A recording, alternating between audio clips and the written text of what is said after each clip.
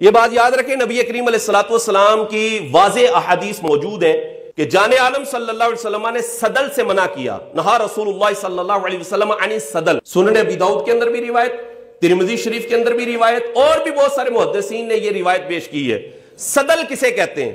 نماز میں صدل کی حالت یہ ہوتی ہے کہ چادر کو یوں کر کے اور اس طرح اس کے دونوں پلو لٹکا لیے جائیں، دونوں پلو ایسے لٹکے ہوں، اس کو کہتے ہیں صدل۔ حضور علیہ السلام نے نماز میں صدل سے منع کیا۔ ایک طریقہ یہ بھی صدل ہے، اور دوسرا طریقہ یہ سر پہ رکھی اور یوں لٹکا لی، اس طرح کوئی نماز پڑھے گا تو یہ بھی صدل ہے۔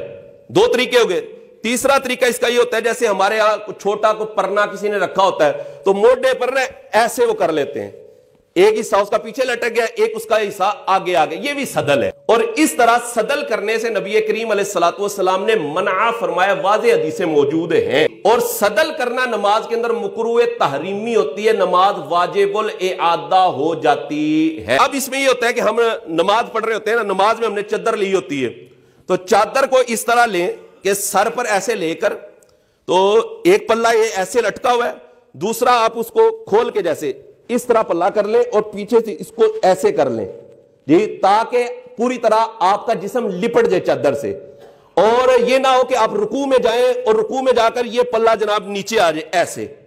اگر رکوع میں گئے یا سجدے میں گئے اور یہ والا پلہ یہ ایسا ہو گیا تو یہ صدل ہو جائے گا، اور 3 مرتبہ سبحان اللہ کہنے کی مقدار اگر یہ پلہ ایسے ہی رہا تو یہ صدل ہوگا، اور یہ نماز مکروہ تحریمی واجب الاعادہ ہو جائے گی۔ اور بہتر یہ اگر کسی کے پاس چادر نہ سنبھالی جاتی ہو تو اس میں بہتر یہ ہوتی ہے کہ چادر کو اتاریں اور چادر کو اتار کر ایسے رکھ دیں اور نماز پڑھ لیں۔